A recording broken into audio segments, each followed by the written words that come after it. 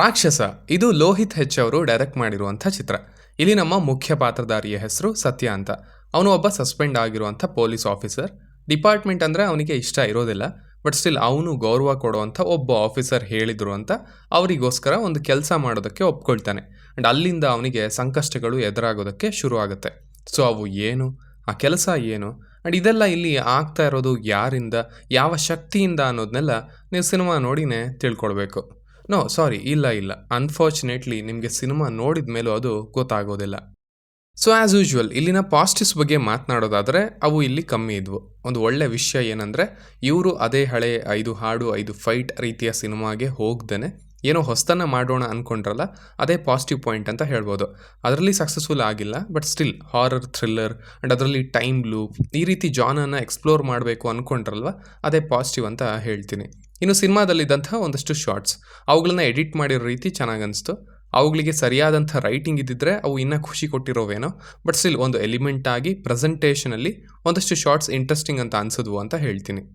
ಇನ್ನು ಈಗ ಇದರ ನೆಗೆಟಿವ್ಸ್ ಕಡೆಗೆ ಬರೋದಾದರೆ ಮೊದಲನೇದಾಗಿ ಅದು ಇದರ ಸ್ಕ್ರಿಪ್ಟ್ ಅಥವಾ ರೈಟಿಂಗ್ ಅಂತಲೇ ಹೇಳ್ಬೋದು. ಆ್ಯಕ್ಚುಲಿ ಸಿನಿಮಾ ನೋಡಬೇಕಾದ್ರೆ ನನಗೆ ಫಸ್ಟ್ ತಲೆಗೆ ಬಂದಿದೆ ಇದರ ಫೈನಲ್ ಡ್ರಾಫ್ಟ್ ಅಥವಾ ಲಾಕ್ ಆದಂಥ ಸ್ಕ್ರಿಪ್ಟ್ ಏನಿದೆ ಅದನ್ನು ಓದಬೇಕು ಅಂತ.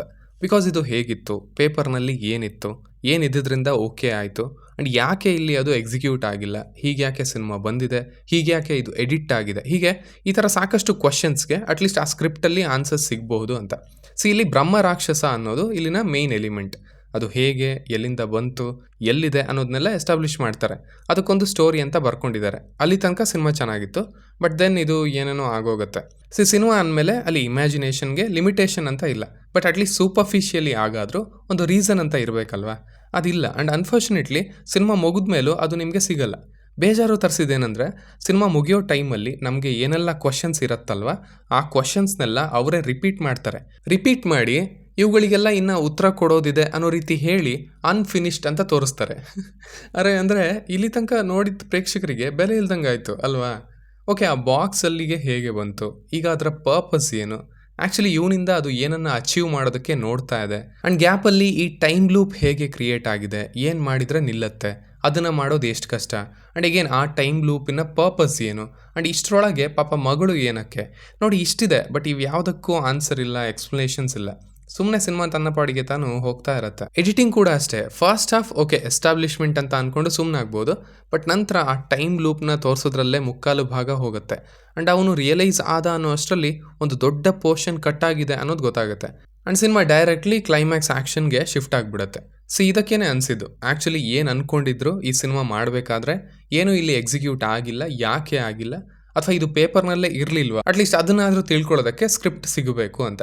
ಇನ್ನು ಆ ರಾಕ್ಷಸನನ್ನು ತೋರಿಸಿರೋದು, ಆ ಎಫೆಕ್ಟ್ಸ್ ಕೂಡ ಅಂತ ಏನು ಹಿಡಿಸ್ಲಿಲ್ಲ, ಯಾವುದೋ ಹಳೆ ಸಿನಿಮಾನ ನೋಡಿದ ಹಾಗೆ ಆಯಿತು. ಸಿಂಪಲ್ ಆಗಿ ಹೇಳೋದಾದರೆ ಇದೊಂದು ಬಿಲೋ ಅವರೇಜ್ ಸಿನಿಮಾ ಅಂತ ಹೇಳ್ತೀನಿ. ಹೊಸ ಥರದ ಸಿನಿಮಾ ಮಾಡೋದಕ್ಕೆ ನೋಡಿದ್ದಾರೆ ಅನ್ನೋ ಖುಷಿ ಇದೆ ಡೆಫಿನೆಟ್ಲಿ, ಬಟ್ ಅದು ಎಕ್ಸಿಕ್ಯೂಟ್ ಆಗಿಲ್ಲ. ಆ್ಯಂಡ್ ಒಂದಷ್ಟು ನೆಗೆಟಿವ್ಸ್ ಅನ್ನೋದಲ್ಲ, ಬಟ್ ಹೋಲ್ ಒಂದು ಸಿನಿಮಾ ಆಗಿನೇ ಇದು ಸರಿಯಾಗಿ ಬಂದಿಲ್ಲ ಅಂತ ಹೇಳ್ಬೋದು. ಇಷ್ಟು ನನ್ನ ರಿವ್ಯೂ ಆಗಿತ್ತು ಈ ಸಿನಿಮಾದ ಬಗ್ಗೆ.